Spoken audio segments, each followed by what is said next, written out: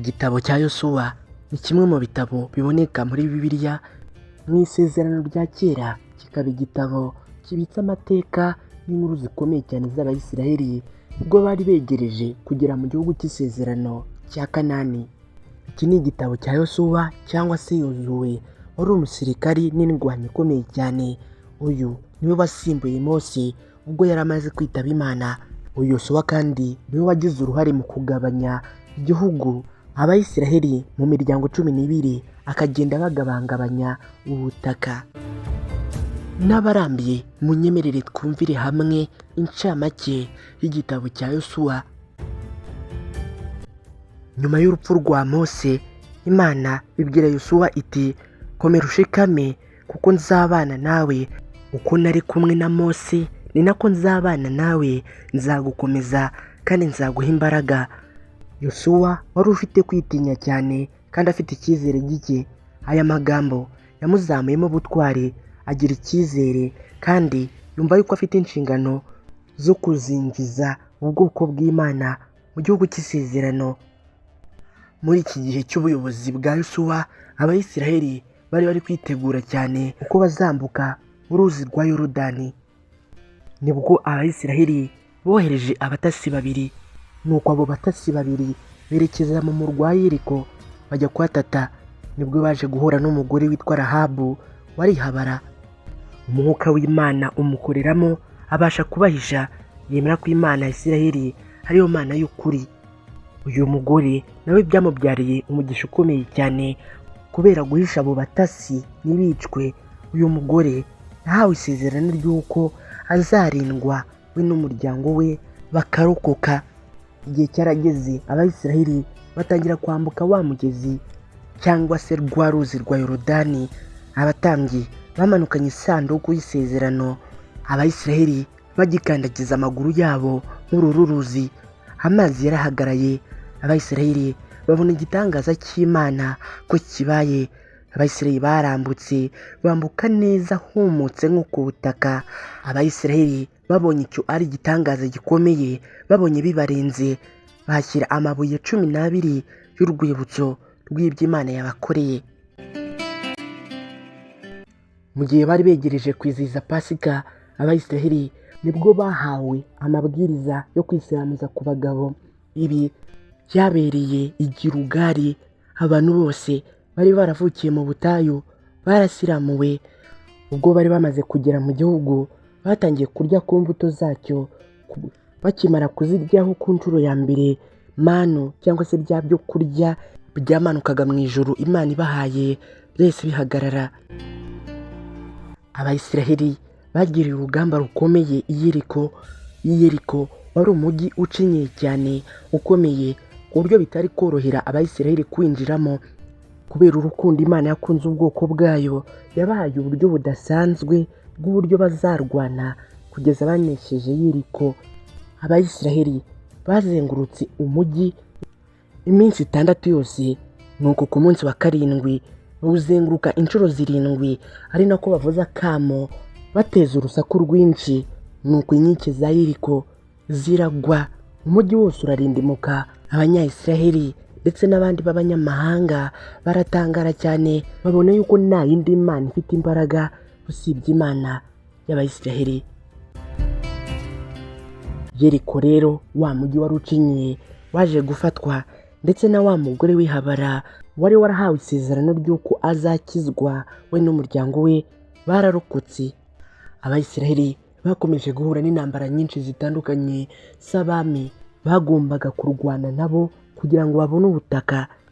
Igihe kimwe rero Abayisiraheli barwanye na Ayi, ariko kuri urwo rugamba witwa Akani yahakoreye icyaha gikomeye cyane, yibye ibyari bigenewe Imana. Ibi byatumye Abayisiraheli batsindwa ku rugamba. Imana iza kugaragaza uwo nguwo wari wacumuye. Icyo cyaha kimenyekanye, Akani yarahanwe. Hanyuma Abayisiraheli babona kongera gutsinda. Abanyayisiraheli bari ku musozi wa Ebali ndetse na Gerizimu barongeye bicara hasi, biyibutsa amasezerano y'Imana. Basomye amategeko ya mbere basubiramo amasezerano bagiranye n'Imana imbere y'ubwoko bwose bwicaye aho bwumva, biyibukije ibintu byose bahuye nabyo mu butayu ndetse n'ibyo Imana yagiye ibakorera. Babona yuko nta yindi Mana bagomba gukorera usibye Imana ya Isiraheli.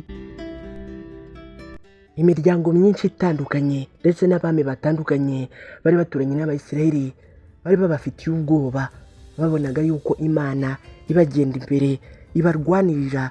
Rero batangiye gutinya kurwana nabo kuko babaga bazi yuko bazatsindwa uko byagenda kose. Nibwo rero umunsi umwe Abanyagibewoni babakuriye agashya, barababeshye. Abanyagibewoni bigize nk'abantu bavuye kure cyane, bigira nk'abantu b'abagenzi. Abayisiraheli nabo kubera guhutiraho batabanje no kubaza Imana, bagiranye nabo amasezerano, nyuma baza kwisanga hari abaturanyi babo, abantu bagombaga kurwana nabo. Abayisiraheli bakomeje guhura n'intambara zikomeye cyane, abami b'epfo ndetse n'abaruguru bahagurukiye icyarimwe bashaka kurwanya ubwoko bw'Imana. Abayisiraheli, abo bami koko barahagurutse bashaka kurwanya Abayisiraheli, gusa Imana yari iri ku ruhande rw'Abayisiraheli, yarabarwaniriye. Yabakoresheje ibitangaza byinshi birimo no guhagarika izuba rirahagarara burundu, ndetse n'ibihugu byinshi byabateraga barabitsindaga kubera Imana yari iri kumwe nabo. Abayisiraheli bigaruriye igihugu cyose. Abayisiraheli uko bagizwe n'imiryango 12 batangiye kugabagabana igihugu, buri muryango wose n'abawukomokamo bagahabwa igihugu cyangwa se ubutaka bwabo, n'abandi uko kugeza bahituwe bose. Gusa umuryango umwe, umuryango w'Abalevi cyangwa se Abalewi, bo ntabwo bigeze bahabwa ubutaka nk'ubwo abandi Bayisiraheli bahawe. Bo bari umuryango weguriwe Imana ku buryo bo bahawe imigi gusa, bo umurage wabo ni Imana. Abayisiraheli kandi baje gushyiraho imigi y'ubuhungiro cyane cyane ku bantu babaga bakoze ibyaha. Hashyizweho ahantu umuntu yajya ahungira mu gihe akoze icyaha runaka atakigambiriye, cyane cyane nko kwica. Mu gihe yishe umuntu atabigambiriye, yashoboraga guhungira muri uwo mujyi, uwo yiciye ntamukurikireyo kandi ntanagire n'izindi ndishyi atanga. Yosuwa kandi yaje gukoranya abantu, abwira ubwoko bw'Abayisiraheli ko Imana ari iyo kwizerwa, ko nta jambo na rimwe yigeze ibabwira ngo hanyuma nirikurikize, ko ibintu byose yababwiye yabishoje nk'uko yari yarabibabwiye. Ubwoko bwose bw'Abayisiraheli bwongeye kwiyibutsa no kwibuka ko Imana yabakuye mu gihugu cya Misiri, ko nta kintu na kimwe cyayinanira. Yosuwa we yakundaga kuvuga ngo njyewe n'inzu yanjye tuzakorera Uwiteka, waduhaye amazi tunyotewe. Ubwo rero igihugu cyose cyari kimaze kwigarurirwa, Abayisiraheli bose barahawe umurage wabo, na Yosuwa yaje gupfa. Iki ni igitabo cyatwibutsa yuko Imana ari isezeranya yarangiza igasohoza. Iki ni igitabo kitwereka yuko Imana ihora ku ruhande rwacu, iturwanirira, ikaduha uburyo bwo gusohoka mu bibazo n'ibigeragezo, kabone n'ubwo twe twaba tubona nta nzira. Iki ni igitabo kandi kitwigisha yuko amasezerano asaba ubutwari, kwizera ndetse no kuba intungane cyangwa se kwezwa. Reka mbashimire cyane mwe twabanye muri iyi ncamake y'iki gitabo cya Yosuwa cyangwa se Yozuwe. Reka ngusabe gukora subscribe niba utarayikora. Njye nitwa Aimable Niyongira, munyemerere duhure ubutaha.